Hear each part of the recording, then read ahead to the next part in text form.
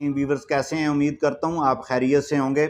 آج کے اس ویلاگ میں ہم بات کریں گے کہ مخصوص نشستوں کے حوالے سے حکومت کا سپریم کورٹ میں نظر ثانی پٹیشن فائل کرنا، اس حوالے سے بات کریں گے، اور اس کے ساتھ ساتھ جو ہے وہ دیکھیں گے کہ پی ٹی آئی آیا کس پوزیشن پہ کھڑی ہے۔ Number 3، election commission of Pakistan کیا اس فیصلے کو تسلیم کریں گے یا اپیل میں جائیں گے، اور حکومت کی جو حکمت عملی ہے قانونی طور پر کیا ہے اور سیاسی طور پر کیا ہے۔ تو ویور، جیسا کہ آپ کو معلوم ہے کہ مخصوص نشستوں کے حوالے سے جو 12 رکنی بینچ تھا اس میں سے 5 نے مخالفت کی اور 8 کی جو ہے ججمنٹ آئی۔ اچھا، 8 کی وہ اس سے پہلے میں ایک ویڈیو کر چکا ہوں کہ کیسے نشستیں وہ جو فیصلہ ہوا ہے۔ اب اس کے بعد جو ملک کی سیاسی صورتحال ہے وہ بڑی ہی جو ہے وہ فضا جو ہے، کہتے ہیں نا کہ ساون کا موسم ہو تو بادل بھی آتے ہیں، طوفان بھی آتے ہیں، ٹھیک ہے جی، پھر ہلکی کی جو ہے وہ بوندا باندی بھی ہوتی ہے۔ تو اس میں جو پاکستان کی معیشت اس وقت کہاں پہ کھڑی ہے اس فیصلے کے بعد، یہ 3-4 باتیں جو ہیں وہ آپ سے جو ہے وہ شیئر کروں گا۔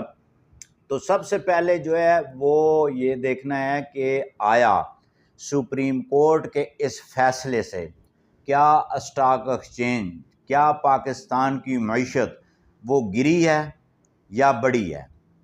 اب یہ 2 باتیں آنی ہیں۔ اچھا، اس کے بعد دیکھنا یہ ہے کہ کیا اس فیصلے کے تناظر کے بعد آج تک پاکستان کی معیشت جو ہے وہ گروتھ کر رہی ہے یا نہیں، کیونکہ اس سے اندازہ لگایا جا سکتا ہے کہ پاکستان کی عدلیہ کا جو فیصلہ ہے وہ عوام تک کس حد تک اثر انداز ہوا ہے، یعنی کہ اس کو لوگوں نے کیسے قبول کیا ہے، کیسے نا قبول کیا ہے۔ تو اس سے سب سے پہلے جو حکومت کی جو حکمت عملی ہے، حکومت نے یہ واضح طور پہ جو ہے مسلم لیگ نون نے جو ہے وہ ریویو پٹیشن فائل کر دی۔ اچھا، اب ریویو پٹیشن جو ہے اس میں وہی ججز ہوں گے، ٹھیک ہے جی، جنہوں نے پہلے فیصلہ دیا ہے، اور 1% چانس ہے ریویو پٹیشن میں کہ وہ ریویو پٹیشن جو ہے وہ کوئی ایکسیپٹ ہو، کوئی ایسی بات رہ گئی ہو تو، ادروائز 99% ریویو پٹیشنیں جو ہیں وہ خارج ہو جاتی ہیں۔ اب یہ جو حکومت نے پٹیشن فائل کی ہے اس کے دوران کیا چل رہا ہے۔ نمبر 2، الیکشن کمیشن کا کل اجلاس ہوا ہے اور الیکشن کمیشن اس نتیجے پہ ابھی تک نہیں پہنچا کہ کیا اس نے سپریم کورٹ کے اس فیصلے سے جو ہے وہ عمل درآمد کرنا ہے یا جو ہے وہ اس نے سپریم کورٹ جانا ہے۔ تو آنے والے 2 دنوں میں یہ بھی بات جو ہے وہ واضح ہو جائے گی۔ اچھا، یہ تو یہاں پہ بات آ گئی۔ اب جو پی ٹی آئی کے جو جماعت ہے وہ یہ شہانے بجائے جا رہے ہیں کہ جناب جو ہے بڑی فتح ہو گئی ہے، بڑا کچھ ہو گیا ہے، یہ ہو گیا ہے، وہ ہو گیا ہے۔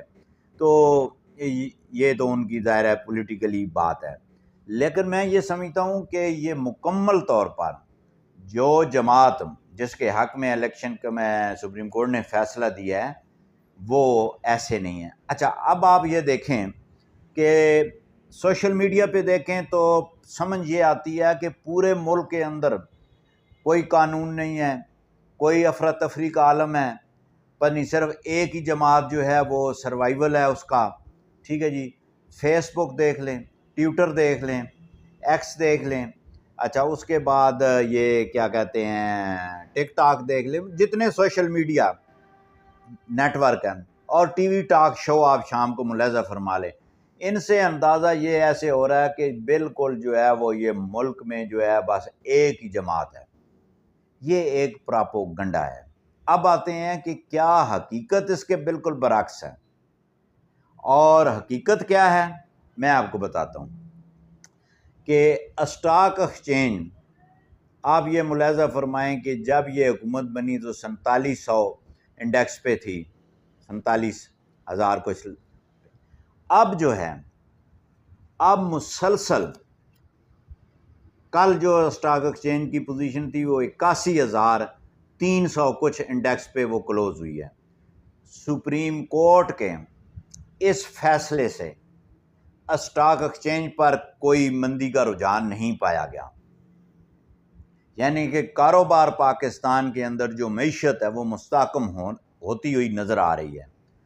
اگر یہ فیصلے آنے سے اسٹاک ایکسچینج 200 300 400 500 1000 2000 انڈیکس ریورس لگاتی اور پھر مسلسل وہ ریورس کی طرف جا رہی ہوتی تو پھر یہ بات سمجھ میں آتی تھی کہ ملک معیشت کی بحران کی طرف بڑھ رہا ہے، اور اس فیصلے کو پاکستان کی عوام نے تسلیم کر لیا ہے، اور ملکی میں باہر سے سرمایہ کاری نہیں ہو رہی، اور جو معیشت جو ہے وہ اسٹاک ایکسچینج مندی کی طرف چل رہی ہے۔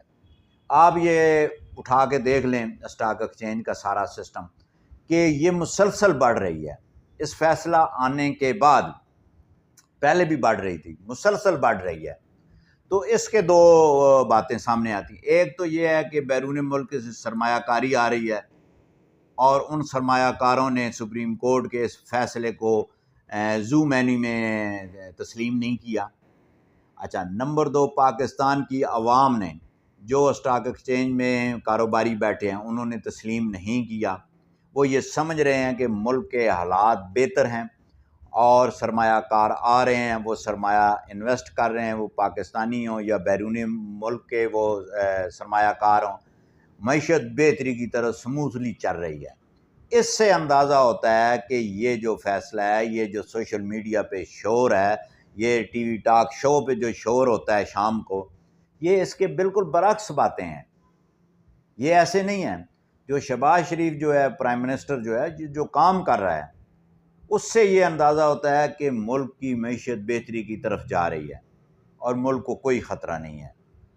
یہ جمع تفریق جو ہے، یہ شور واویلا، کبھی کوئی خبر کبھی کوئی خبر آتی ہیں، لیکن آپ تجزیہ، آپ ذہن رکھنے والے لوگ ہیں، آپ یہ دیکھیں کہ معیشت جب ٹھیک ہو رہی ہے فیصلہ آنے کے بعد بھی کوئی حکومت کو خطرہ نہیں۔ ہاں، یہ ہوتا کہ اگر حکومت کو خطرہ ہوتا، کوئی دیگر معاملات ہوتے، ملکی حالات جو ہے وہ سیاسی طور پہ، حکومتی طور پر کوئی ڈسٹرب ہوتے، تو اکنامکس کا اصول یہ ہے کہ یہ جو اسٹاک ایکسچینج ہے نا، یہ مائنس شروع ہو جاتی ہے اور دن میں کروڑوں کا نقصان ہوتا ہے۔ ایسی بات نہیں ہے۔ تو میں یہ سمجھتا ہوں کہ یہ ایسی جو پوزیشن ہے یہ بالکل سوشل میڈیا کی حد تک تو آپ کہہ سکتے ہیں بھائی ٹھیک ہے، شامی جاٹی کی سوشل میڈیا لائے ٹی وی لائے، چس چاہے ہو، پنجابی چاہتے ہیں چس چاہے ہو، ہلا بھائی ہلا، اس کے آ کیا تھا اس کے آ کیا، اس حد تک تو انجوائمنٹ ٹھیک ہے، لیکن حالات، فیکٹس، واقعات اس کے برعکس ہیں۔ اب جناب جو ہے وہ آ جاتے ہیں جناب اس کی طرف کہ آیا حکومت کو جب پتہ ہے کہ ریویو پٹیشن، ماہر قانون دان جو ہیں ان کو پتہ ہے کہ ریویو پٹیشن کس حد تک جا سکتی ہے، لیکن انہوں نے کیوں دائر کی؟ اچھا، یہ میرا یہاں پر یہ تھوڑا سا ہے کہ ہو سکتا ہے حکومت کچھ ٹائم لینا چاہ رہی ہو، ٹھیک ہے جی۔ اچھا، 2/3 اکثریت قومی اسمبلی میں 228 MNA بنتے ہیں، ٹھیک ہے جی۔ حکومت کے پاس اس وقت 209 ہیں جو اس کے اتحادی ملا کے۔ اب پولیٹیکلی بات کرتے ہیں کہ کیا حکومتیں، یہ تو بات ہے کہ سپریم کورٹ کا فیصلہ، اور آخر میں آپ کو انتہائی اہم بات بتانے والا ہوں، آپ پوری ویڈیو دیکھیں، آپ کو آخر میں بہت ہی بڑی بات آپ سے جو میں شیئر کرنے جا رہا ہوں، لیکن اس سے پہلے یہ میں بات جو کرنے جا رہا ہوں کہ جو الیکشن کمیشن، جو سپریم کورٹ، جو حکومت، اب جو حکومت ہے نا وہ دوسری طرف سیاسی معاملات کی طرف بھی بڑھ رہی ہے۔ شہباز شریف صاحب قومی اسمبلی میں 209 ہیں اتحادی ملا کے، اب میں 2/3 اکثریت کی بات واضح کر دوں جن کو وہ زیادہ تھا۔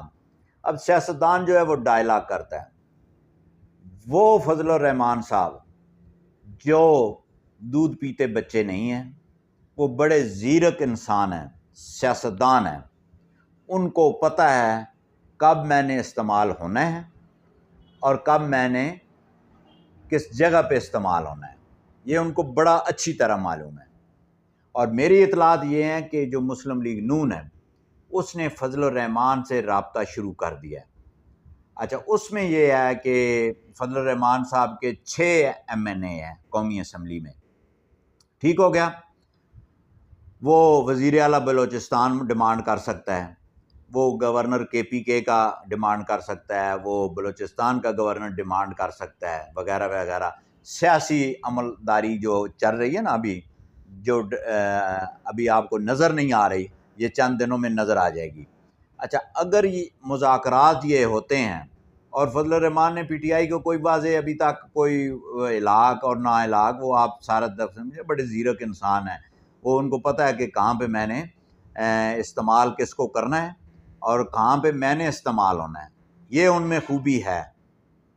یہ آپ پچھلی کئی سالوں کی وہ ہسٹری اٹھا کے دیکھیں، فضل الرحمان میں یہی خوبی ہے کہ کب میں نے استعمال ہونا ہے اور کہاں پہ استعمال ہونا ہے۔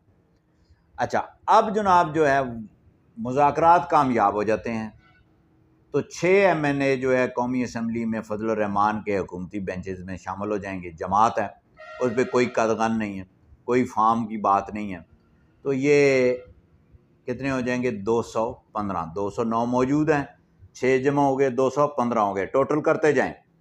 اس کے بعد جو PTI کے آزاد اراکین اسمبلی میں بیٹھے ہیں، جنہوں نے اپنے ایفیڈیوٹ نہیں دیے، وہ آزاد ہیں، ان میں سے تقریباً میرا جو محتاط سا اندازہ ہے، اس میں کم و بیش بھی 12 سے 15 MNA جو ہے وہ جوائن کرنے والے ہیں کوئی سیاسی جماعت PTI کے علاوہ۔ وہ مسلم لیگ نون بھی ہو سکتی ہے، وہ MQM بھی ہو سکتی ہے، پیپلز پارٹی بھی ہو سکتی ہے، ٹھیک ہے نا۔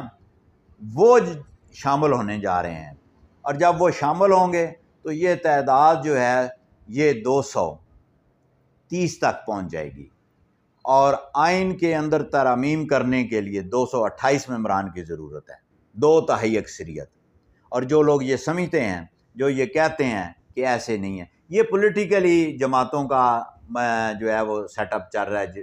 ظاہر پارلیمانی طرز حکومت ہے، یہاں پہ گیو اینڈ ٹیک ہوتا ہے، اور پارٹیاں اچھا ان پہ کوئی قدغن نہیں ہے، کیونکہ وہ ہیں ہی آزاد، وہ کوئی بھی جماعتیں جوائن کر سکتے ہیں۔ اور آپ کو یاد ہوگا کہ تقریباً 41 جو PTI کے آزاد اراکین ہیں، ان میں سے جو 24 یا 25 جو ہے وہ PTI کو جو ہے انہوں نے ایفیڈیوٹ دیے ہیں کہ ہم PTI، بقایا نے نہیں دیے، ٹھیک ہے نا۔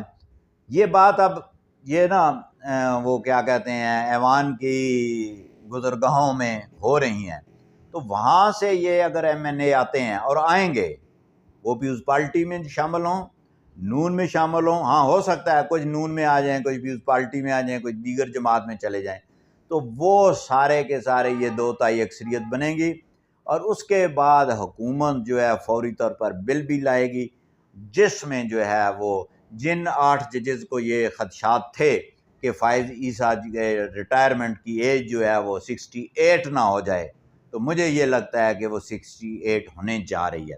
اچھا، اب آخر اس بات پہ آ جاتے ہیں جس کا میں نے آپ سے وعدہ کیا تھا، کہ وہ وعدہ کیا ہے یا وہ بات کیا تھی۔ اچھا، آپ کو یاد ہوگا، میں آپ کو بتاتا ہوں کہ ایک فیصلہ سپریم کورٹ کا پہلے بھی آ چکا ہے۔ وہ فیصلہ ہے جناب 2009 کا، سپریم کورٹ کا ہے۔ کتاب کا میں ریفرنس دے دیتا ہوں تاکہ بہت سارے وکلاء بھی میری ویڈیو دیکھتے ہیں وہ پڑھ بھی لیں۔ اچھا، PLD 2009 سپریم کورٹ، پیج ہے 879۔ اچھا، یہ کیس کا عنوان ہے سندھ ہائی کورٹ بار ایسوسی ایشن، ٹھیک ہے، versus federation of Pakistan ETC وغیرہ، ٹھیک ہے جی۔ اچھا، یہ جو فیصلہ آیا ہے، یہ میں پڑھے دیتا ہوں اس لیے کہ یہ لوگوں کو اتنا مس گائیڈ کرتا ہے سوشل میڈیا، جو جس کے دل میں آتا ہے وہ بات کرتا ہے، میں پروف کے ساتھ کر رہا ہوں۔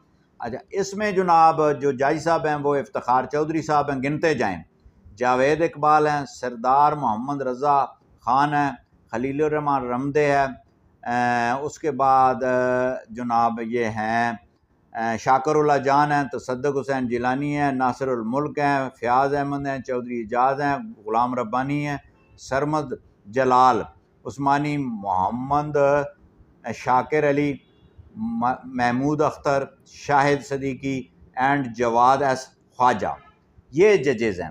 یہ 16 ججز کا فیصلہ ہے جس میں یہ ہولڈ کیا گیا ہے کہ پاکستان کے جتنے بھی ادارے ہیں وہ سپریم کورٹ کے کسی ایسے فیصلے کو ماننے کے پابند نہیں ہیں.